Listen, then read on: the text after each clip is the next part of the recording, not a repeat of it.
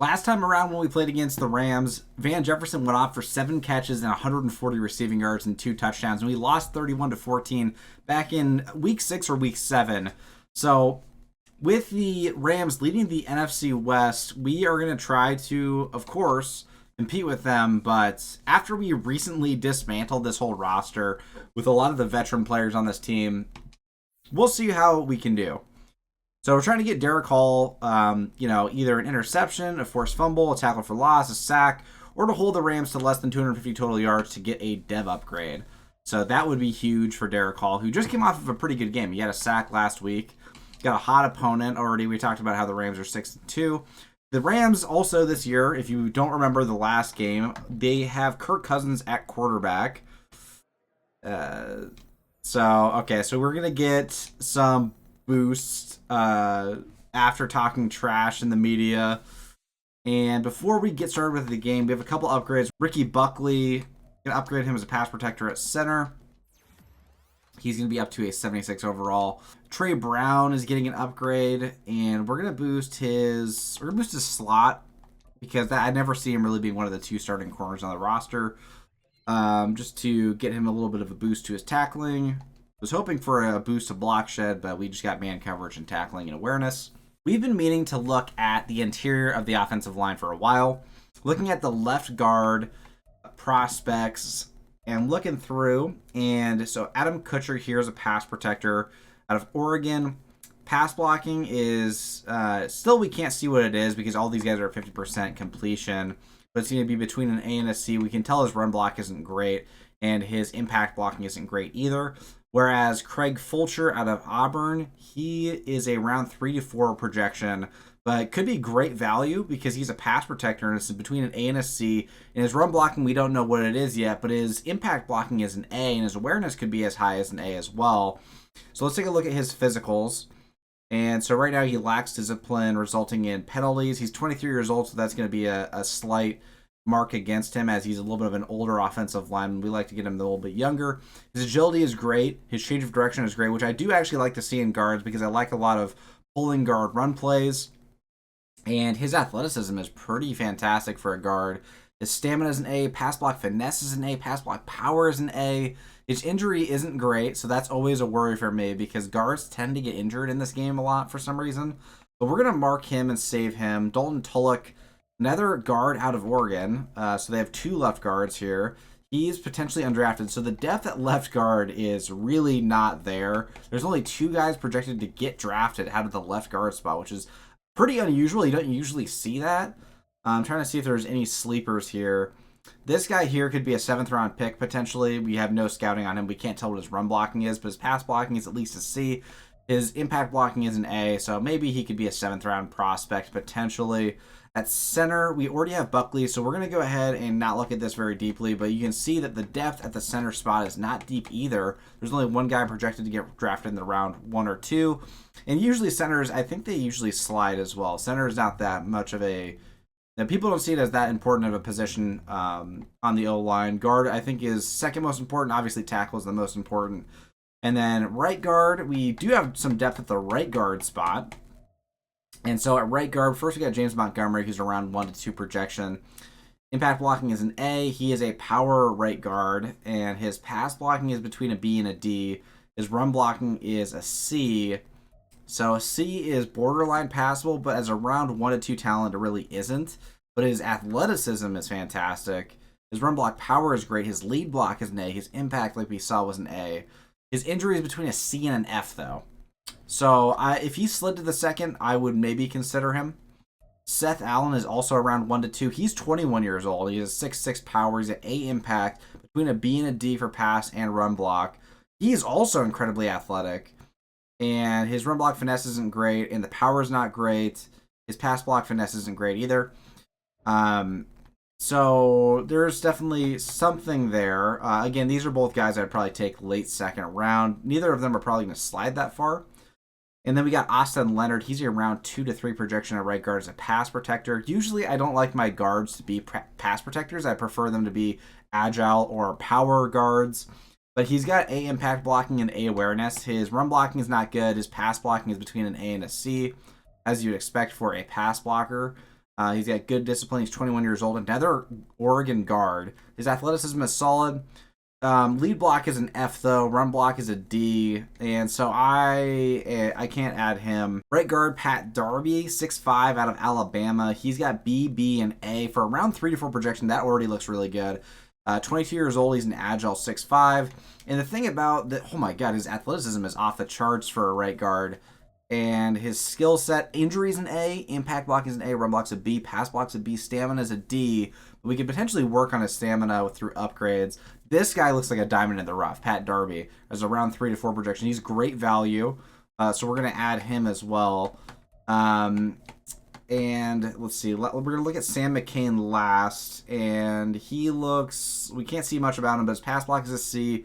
Run block is a B. He is an agile guard. The thing is, athleticism isn't that important for most of the offensive line positions, but for guard, I do like agile guards. Like I said, I like guys that can move. I like guys that are fast because if they can block downfield and lead block really well, that's actually huge for the running game. That's huge for Ken Walker to get past the linebackers.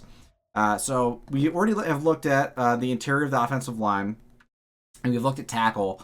This we're a little bit behind. We're also going to take a look at left and right ends. So for left end, first we've got, let's see, do we got some depth on here? We got a little bit of depth at the left end. We got Jaron Foster first, who's a run stopper. And if I'm being totally honest with you, I don't know the direction exactly that I want to go in. I've talked about switching to 4-3 and 3-4.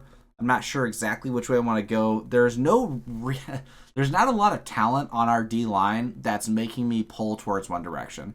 Because typically, if you're running a 3-4 defense, you want more like D-tackle-ish like defensive ends because you have those outside linebackers as the 4 and the 3-4 that are better at pass rushing and playing a little bit of coverage. And so your defensive ends are a little bit more like D-tackles, like a run stopper like Jaron Foster.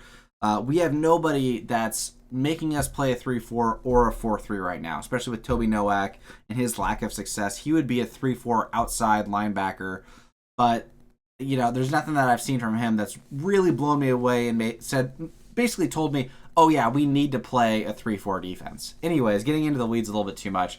I almost said Matthew Stafford. Matthew Shepard, he looks really good. Left end, a run stopper, 6'3" out of Louisville, A block shed, A tackling.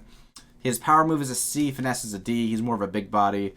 Let's see, 21 years old. He's got solid athleticism, very strong. Block shed is an A, which you don't see a ton of at the outside end positions. An A in block shed. So we're going to add him. I wouldn't take him in the first or second round, I don't think, though. I don't think that's good enough value yet. Emmanuel McIntyre, we can't see a ton about him. Round 2 to 3 projection. He is 22 years old. The power moves are a B. Block shedding is between a B and a D. The athleticism is pretty great. Hit power is non-existent. Awareness is a B. Stamina is a B. And his injury is between an A and a C. So we'll add him. We'll add him. George Winter, 6'5", also out of USC. This guy's a speed rusher at 270, 6'5", which is kind of unique. Kind of more that Toby Nowak build, but Nowak is lighter than him, actually. And F block shed, B finesse. I don't like it. We're not even going to take a deep look at him. He's not going to pass the sniff test. Juan Hill, 6'4", out of TCU. Day 3 projection. Also an F block shed. We can't be having that. There's only rare cases where I'll take an F block shed player. And usually that sort of player is a day 3 projection. They're going to be a depth player. They're not going to be a consistent starter if they have an F block shed. Especially at a defensive end spot. They would have to be a really niche pick, and they would only get used on pass rushing downs when it's like 3rd and long or 2nd and 20 in those certain situations. And usually I don't like to make that many adjustments to my lineups, just to insert pass rushers, for those passing downs. I like in every down defensive end. Nolan Peters, 6'5", out of Oklahoma State. This is the last left end we're going to look at. And Nolan Peters got a D block shed. He's a speed rusher. We can't see his finesse. His power is not good. Athleticism, let's take a look at that. He is a great athlete. Got great to elite excel, agility, and speed. But there's nothing besides his athleticism that's standing out. But he's a day 3 projection. So we will add him, actually. He could potentially be moved around, depending on what his skill set is. All right, taking a look at right end. Right end is about the same depth. And so starting off with Melvin Crockett, 6'6" power rusher, A power move, A tackle, C block shed, and C finesse. And he is 22 years old. And his athleticism is pretty great. He has a lot of traits. And then his block sheds, finesse are just okay, but that's passable when you're just primarily a power rusher. His injury looks like it could be solid. His stamina is not going to be great. And his play rec is okay. His awareness is okay. Round 1 to 2, I would take him in the second. I wouldn't take him any earlier. Terrence Terry, what a name. Right end run stopper out of Boise State, 6'5". He's got A tackling, B finesse, or sorry, B power move, C finesse. We don't know what his block shed is, but he is a run stopper. And if his power move is a B, that means his block shed has to actually at least be a B. He's got good traits. He's 21 years old. His athleticism is not great as a run stopper, but it doesn't need to be great. His play rec is fantastic. Tackling's fantastic. And he's around 1 to 2. I would take him late second. Julius Lewis, 6'6", right end. He's a run stopper. And finesse is a D, power is an A or B, and then his tackling is an A. So that means his block shed is at least a B, if not an A. And let's look at, he's got a lot of traits. He is 23 years old, though. His athleticism is okay. And is there anything else that's standing out? His play rec is an A. His awareness is a B. So this guy, I think, has a similar value to these other two defensive ends. And so I'm going to add him as well. Looking at day threes exclusively now. So James Fernandez, 6'6", out of Tulane. He's a day 3. His power move is a C. Tackling is a C. Finesse is an F. We're going to go ahead and not even take a deep look at him. I don't even care about his... Well, let's take a look at his raw athleticism just to see. He's 21 years old. His athleticism is decent. Nothing that's going to make me take him in the later rounds. Kenny Mathis is another day 3 prospect. His block shed's a C. He's a run stopper, though, primarily. So that's not great. We're going to skip him. Kyle Walker, 6'4", out of Miami. He's also a day 3. His block shed's a D, and he's a power rusher with a B power move. Let's see what his athleticism is looking like at 307 pounds. Not very athletic. Got good strength, though. And so day 3 prospect, I wouldn't take him there. And then we're going to look. Man, they got a couple day 3s. Shaq Sheldon, crazy name. Run stopper, he's got B or C block shed. I don't think I would take him day 3. I'm looking for people that have at least one characteristic that really stands out. I don't want somebody that's just really below average at everything. And that's what Shaq Sheldon looks like. Jeremiah Peak, 6'6" power rusher, and he is a day 3. Finesse is a D, power is a B. His block shed is between a C and an F. Not great. 23 years old, a little bit older as well. The athleticism is pretty solid for Jeremiah Peak. We're going to add him as a late just because that athleticism is really good. Power rusher, the finesse is a D, block shed's a C to an F. Tackling is an A. Finesse or power is between an A and a C. He's 5'11" at end. Wow. You don't really see that. This guy's tiny. His excel and agility is great. Kind of like, I forgot, who was really short at defensive end in the NFL that was actually really good? Was that Robert Mathis? I think I'm thinking of the wrong person. I think I'm thinking of Elvis Dumervil. I think he was pretty short. If you know who I'm talking about, that's a really short defensive end that actually had like a Hall of Fame career. I think it's Elvis Dumervil, but if it's somebody else, let me know in the comments. Brian Belton, taking one more look at him. Looking at his skills, awareness is between A to C. Anything else that stands out? Play rec is a C, impact blocking is a C, stamina is a D. We'll add him because of the insane... I've never seen someone that short at the end, so we'll just add him as well. We are on to the next week of trying to re-sign Julian Love after we've traded away Quandre and Tyler Lockett and a bunch of other players.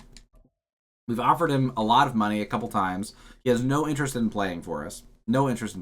And we cannot trade him at this point. So we're going to up his value even more, which I don't want to do. Let's see if he takes this. Finally, Julian Love resigns, and we don't have to worry about that anymore. We still have $29 million in cap space. We can re-sign Brandon Scherff if we wanted to. But there is that one really good guard in the draft. Brandon Scherff is going to regress. We can wait till free agency and just see what free agency looks like. Because I think Scherff is going to drop to a 79. He might lose his star dev. And we can go ahead and just play for the free agency. And we can see if we get anyone in free agency. If we don't, we can go ahead and draft that guard to fill that need as long as we can get him. Marquise Blair wants to re-sign with the team. I'll take him. He's actually played really well for us in the last couple of games that he's played in, and we're going to try to give him a fair deal. He's going to sign at 3 years with us until he's 30 years old, and not for that much money. And he is just going to be a depth piece, a rotation piece. He's not going to be the long-term starter at safety, but he's just going to be there, again, as a depth piece to play some sub minutes, subbing in for safeties when safeties get injured. And we have no long-term solution at the position, so I don't see a reason why we wouldn't have him on the team. Versus Jaquiski Tart, who hasn't gotten any PT for us yet. We're not going to look at re-signing him. Now, there's one other thing I wanted to mention before we get into the game. All right, there's one key thing with our roster that's really kind of telling us what direction we need to go in. And basically, all of our oldest players are veteran players we signed to one-year deals to be mentors for our team for the most part. Brandon Graham, I can't believe he's still an 81 overall at 36 years old. Chandler Jones has had some impact plays along with Robert Quinn. But notice one thing. All of these guys are on one-year deals, and they're very experienced veterans. And they are mostly starting for our roster, but they will probably not be on the team next year. If you look at who's right under them, it is our starting quarterback, Geno Smith, 33 years old. He's around the same overall. Obviously, quarterbacks can usually play a lot longer than defensive ends and outside linebackers, but the key difference is that he is up here with the veterans that are aging out of being able to play in the NFL. And if you look at the players right underneath Geno, none of them are fantastic. All of these guys are getting older, and the main thing to look at is the youngest players on our team are actually some of our best players. So Christian Patterson's the youngest player on the roster. He's an 84 right now with the overall boost. Really, he's a 78, but he's getting a +6 right now for this upcoming game. And still, he is one of our best young players. And most of the talent on this team, if you look at the top overall players, all of them are around the 22 to 27 range, with our oldest being Draymond Jones at 27. So what is that telling us? That's basically telling us that we are aging out of Geno Smith. Geno Smith is only going to be relevant for 1 or 2 more years. This is no surprise. He is going to be 35 in the next 2 years, and we've got these 2 young QBs. And last week, obviously, we started Sheldon Daniels, and that is what we're going to be doing this week. And if Sheldon Daniels struggles significantly, then we'll try out Shane Kirkland. But for the time being, Sheldon Daniels is still going to be the starter. And we'll move to Shane Kirkland if anything like that changes, if Sheldon Daniels plays poorly. But Geno is, for the most part, going to be exactly what his player tag is. He's going to be a mentor. After going through weekly training, we did have some upgrades. So Derrick Young's getting an upgrade before we get into the game. We're going to upgrade his slot to get his route running a little bit better. Because right now he's mostly a playmaker because he can play a little bit of running back. His route running hasn't been great. His deep route is terrible. And then we're going to get an upgrade to Anthony Bradford, our right guard that is behind Brandon Scherf right now. Okay, one more thing I wanted to mention before we go into the game is Dion Gooden is going to be getting a lot more wide receiver 3 snaps. Why? Because he's so young. Derrick Young is 25, and so there's just a lot more potential with Dion Gooden, especially I like his speed at 96 speed, 91 excel. As a rookie, he was a 6th-round draft pick. He's almost a 70 overall. We're going to give him some looks. His short route running and medium route running isn't great, but typically I find that deep route running is actually the most important for speedy players that are playing on the outside. And he is actually going to play a lot on the outside with JSN playing slot snaps whenever we're in 3 wide receiver sets. Taking on the Rams at home on a sunny day in Seattle, coming off of a game where Kirk just had 400 passing yards and 3 touchdowns. So this will be a bit of a challenge. We struggled to stop the Rams last time, again, mentioning that Van Jefferson had 7 catches for 150 yards and 2 TDs. We're going to hope to stop him from doing that this week. But, yeah, it was a struggle last time we played against the Rams, and hopefully we just start out on a better trajectory on offense so we can slow them down. And I think the game plan against the Rams this week is going to be to run the football and keep the game as close as possible from the outset, no turnovers, and just keep the Rams offense off the field as much as possible. And obviously that's much easier said than done. It just comes with the right play calling, and I'll be honest, I haven't been consistently calling the perfect plays to set up our team throughout this series, but it is a learning experience, getting better as the head coach. And here comes the offense with Sheldon Daniels coming out. And again, we redesign the offense every year or every other year for the quarterback that we have. And so we'll likely, if we have a different starting quarterback at the beginning of next year, we'll have a different offense, a different playbook put together to better suit our offense and our quarterback. Ken Walker on the outside, getting good blocks. Oh my God, yeah, that was a dangerous, dangerous run. Out and again, another 3 tight end set. Got a motion here with Manhertz, and it looks like it's zone coverage. We're going to throw underneath to Ken Walker. Ken Walker, can he put a move on? And no, he's going to go down for a loss of 4. That is a run play, technically. Okay, we're going to try a read option with Ken Walker. Again, trying to keep this football. I see Aaron Donald on the outside. We're reading off of him, so hopefully we can get him not involved in this play. Sheldon Daniels getting some good blocks. DK Metcalf with a great block, too. Sheldon Daniels is going to be able to take this all the way. The blocks lined up perfectly, and Daniels takes it for 70 yards for the touchdown to start this game, and that is perfect. I mean, it doesn't keep the Rams offense off the field, but screw it. As long as we score the touchdown on the drive, it doesn't really matter. We had a huge advantage in having the lead on this team. And when we're down, we get slaughtered. So it's a great start to the game. Coming out with Mike Morris and Brandon Graham and Draymond Jones out there. We're bringing a man blitz in the first play. And it is a run. They're running it over to the right, and we're there to stop it for only a 2-yard gain from Bradham. In this game, you know, we've had Marquise Blair starting a lot, but we're going to have... Oh, I don't like this. We're going to go into zone coverage because Trenton Simpson can't really play great. Oh, get over there. Make that tackle. Good job by Devin Bush. 3rd and 3 now. Cam Akers with a 6-yard carry. You know they're going to be looking to pass on 3rd and short. This is not really traditional for what you'd expect from Sean McVay's offense, running on the first 2 plays. Maybe they just see our run defense as a weakness. Christian Patterson can't make the tackle, though, and Cam Akers goes for an easy first down for 20 yards. And maybe that's why they are running it, because they know we can't stop them. What's actually crazy, though, is we have all of our best run stoppers in right now, except for, I don't know why Jamie Collins is in. Did Devin Bush get injured? There's no reason he should be in right now. Over the middle, we're watching it. It's going to be to the flat. Making the tackle is Julian Love.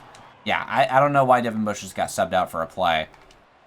But we're sending Trent Simpson on a blitz. I don't love this out of the gun, and it was an RPO, of course. There goes Van Jefferson. We can't tackle him. Finally, he goes down at the 10-yard line. I don't know what it is, but Van Jefferson just turns on, like... He turns into, like... I don't even know. Turns into Cooper Kupp. Where is Cooper Kupp? He's still injured, I'm pretty sure.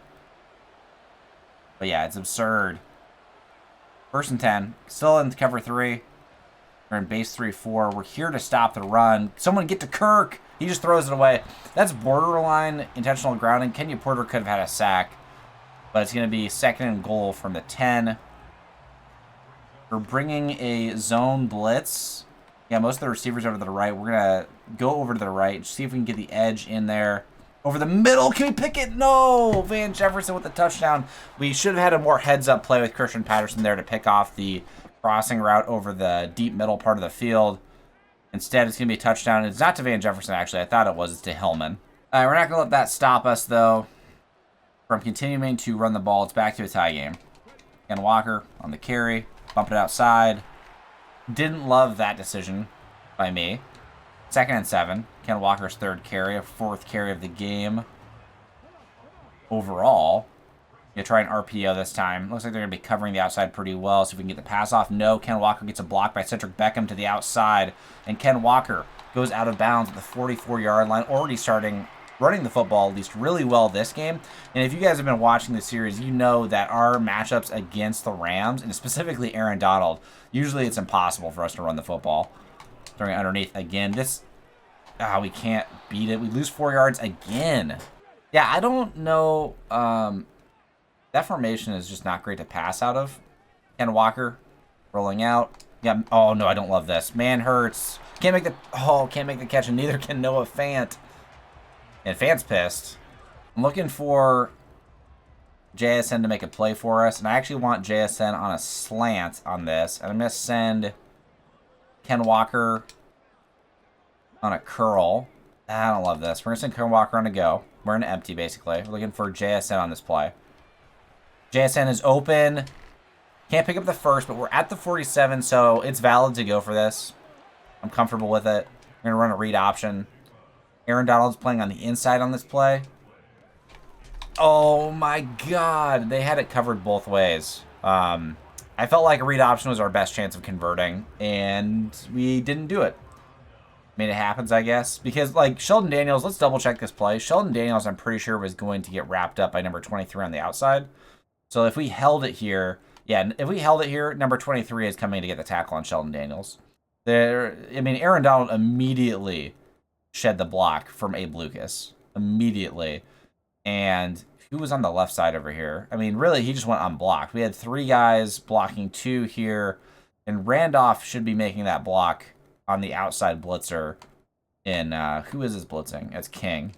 And I'll be honest with you, I don't even know why Randolph was in on that play, because Charles Cross is healthy, so I'm not sure why Randolph is playing left tackle for us. On the outside, Trenton Simpson comes to make the tackle. I'm not sure why the man coverage was so poor on that play. Okay, coming out again. And I've talked before in the past about how I felt Devin Bush's coverage was pretty solid. His coverage is actually not that great if you look at it statistically on this team. Watching the over the middle. Damn, man, as soon as we leave for half a second, that's when they make the pass. And I promise, we're usually better at getting man picks or user picks. And, like, it's just been such a struggle with this franchise to bait the quarterback into getting an interception sometimes. Another run up the middle. Boy, Maffe gets in immediately. Shows that he can be a run stopper. And so in this game, again, what's our objective? Aside from winning, it's also making sure that Derrick Hall gets some sort of accolade, whether it's a tackle for loss, a sack, an interception, forced fumble, something like that. Great tackle by Christian Patterson. And if not that, holding the Rams to under 250 yards gets Derrick Hall that dev upgrade, which would be huge for his development. I do like him a lot as an edge rusher on this team. I wish Boye Mafe was a higher overall. Come on.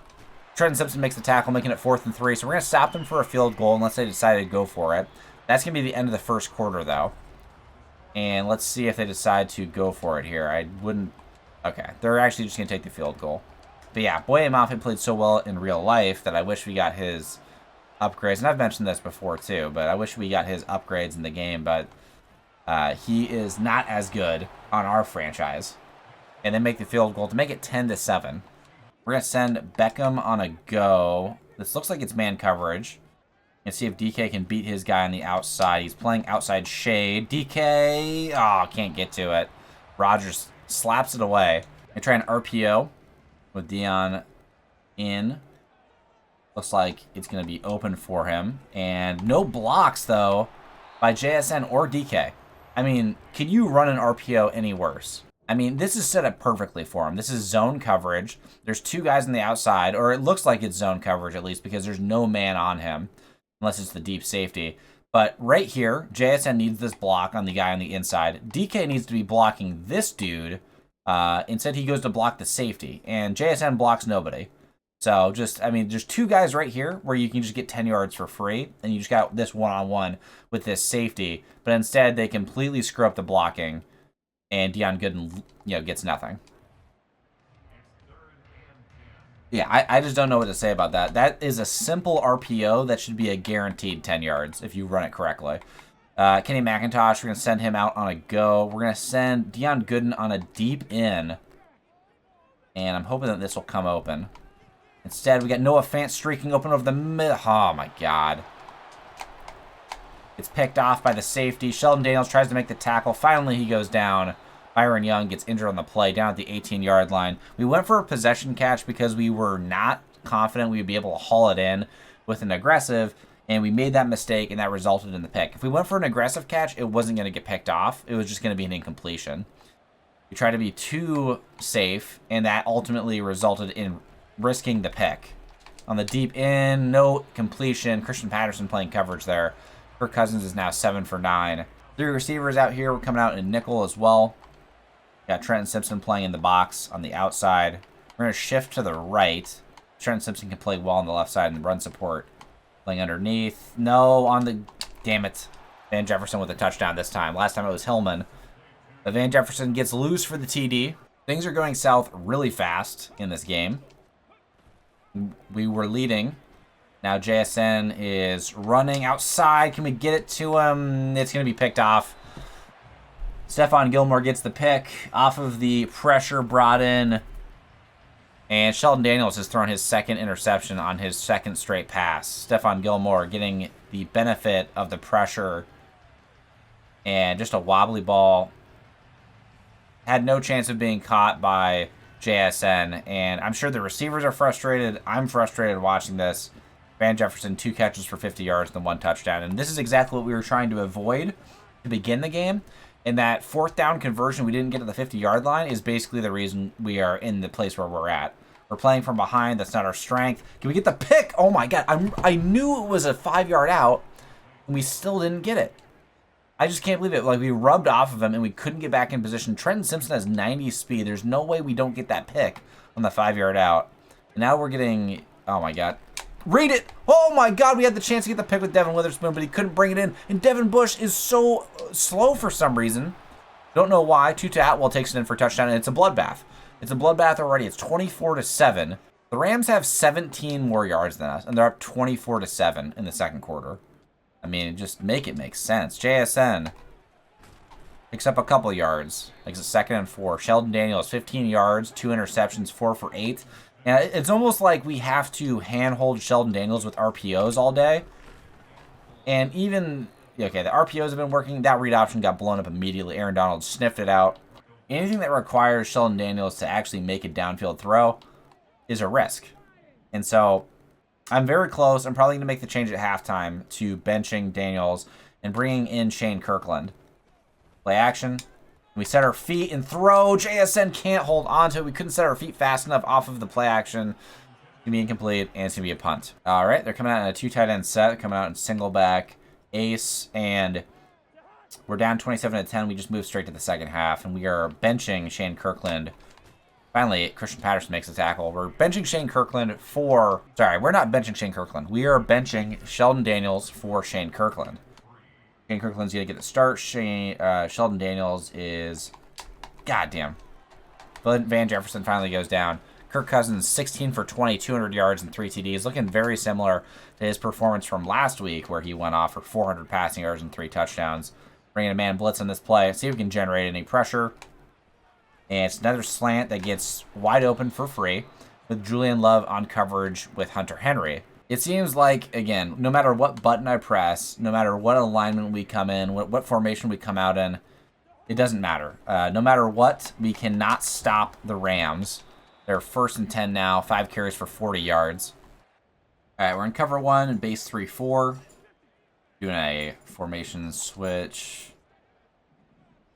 Oh, okay, we got a complete misalignment. We're going to call a timeout because we have a receiver wide open who didn't get covered by our corner. Sometimes I just wonder how these things happen. Now they're coming out in a 4-receiver set.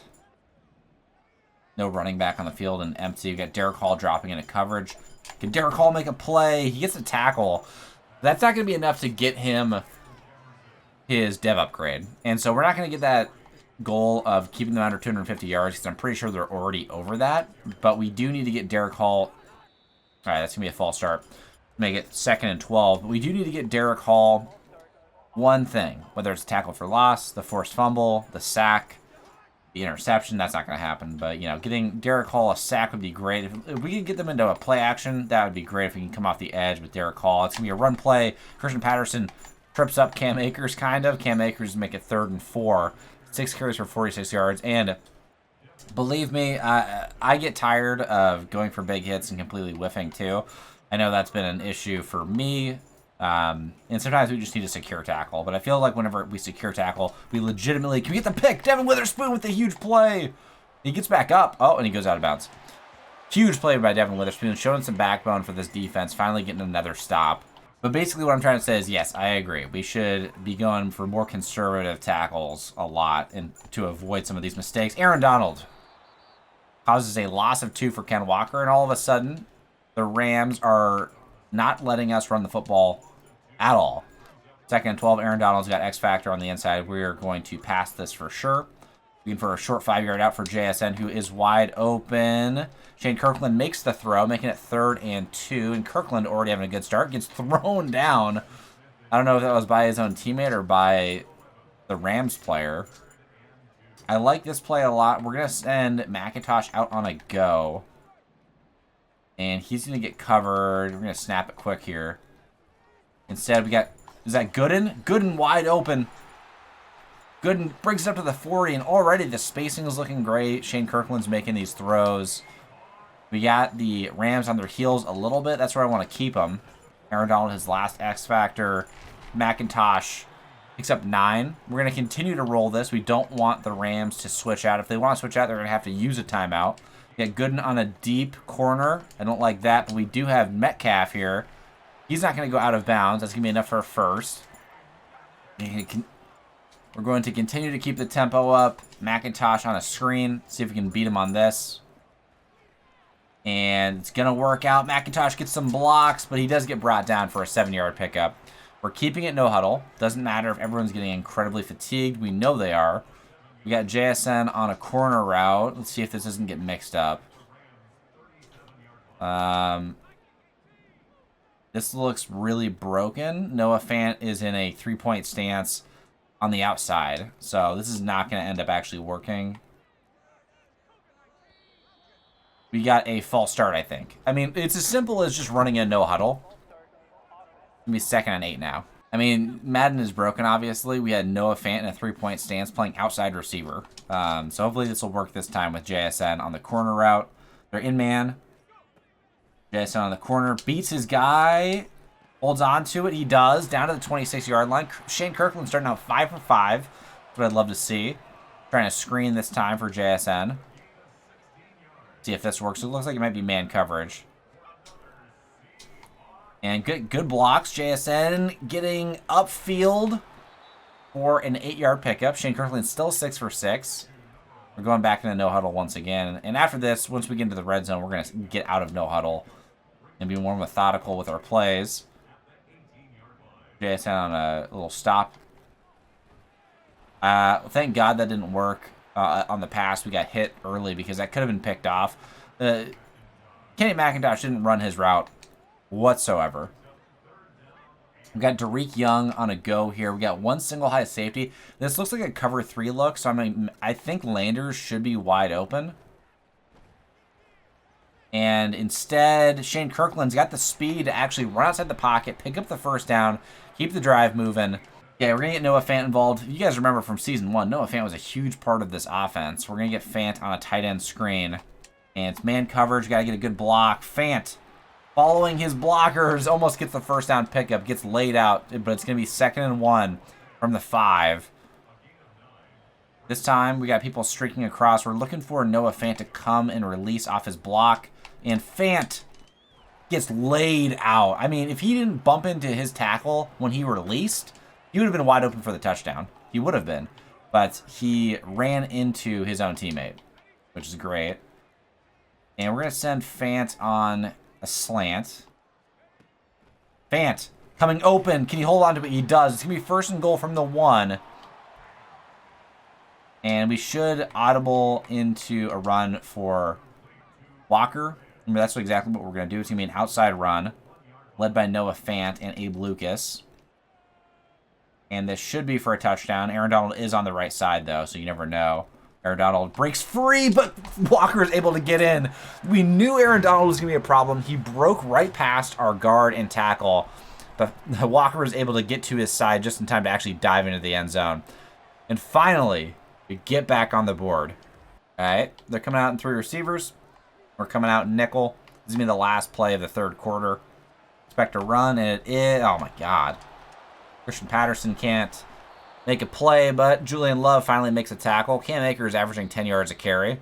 1st and 10, up to 230 passing yards. This is going to be a counter play. We come in and make the tackle with Derrick Hall, but it's going to be for a gain of yards. Hall had the chance to get that tackle for a loss for the dev upgrade, but Cam Akers pulled him 2 yards forward for a gain.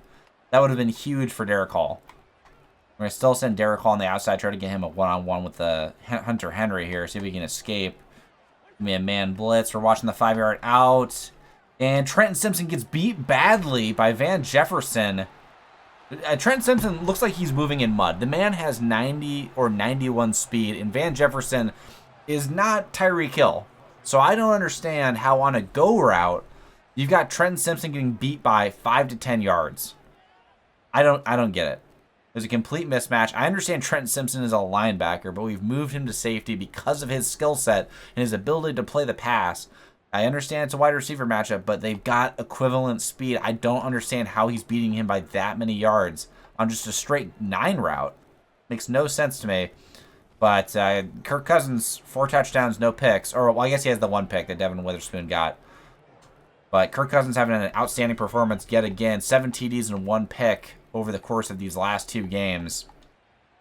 Got to show some sort of backbone on defense. Deion Gooden on the return. Deion Gooden breaks a tackle. Almost gets it to the 50, but up to the 31 is where he's going to be brought down. Going to give a dive play. It sucks, too, because Sheldon Daniels started the game so well for us. Yeah, throw it away. Nothing's going to work out here. Sheldon Daniels started with a 70-yard rushing TD and then could not make a play after that. Okay, I like DK to get wide open on the go here. There's no one matched up against him. And DK, can he escape? Oh, it's for big yards, though, down to the 35. Shane Kirkland, 9 for 12. Looking really solid. I just don't like that he wears number 2. He looks just like Drew Lock. Got JSN on the corner. Don't love that. The deep end's not really there. We got to throw it away. Hey, it's going to be intentional grounding because we were outside the tackle. And so we got to eat that. And it's going to be 2nd and 23 instead. Yeah, we're going to try a crack toss to the left side. Actually, we're going to try it to the right side with Noah Fant.